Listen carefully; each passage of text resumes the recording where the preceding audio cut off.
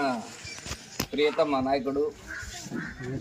మన ముఖ్యమంత్రి వైఎస్ జగన్మోహన్ రెడ్డి గారు ఈరోజు రాష్ట్ర వ్యాప్తంగా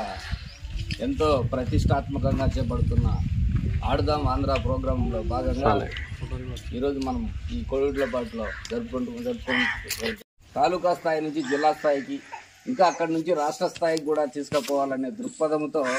జగన్మోహన్ రెడ్డి గారు మంచి ప్రోగ్రాంను కండక్ట్ చేయడం జరుగుతూ ఉంది. దీన్ని మనం సద్వినియోగం చేసుకొని పై లెవెల్కి ఎదగాలని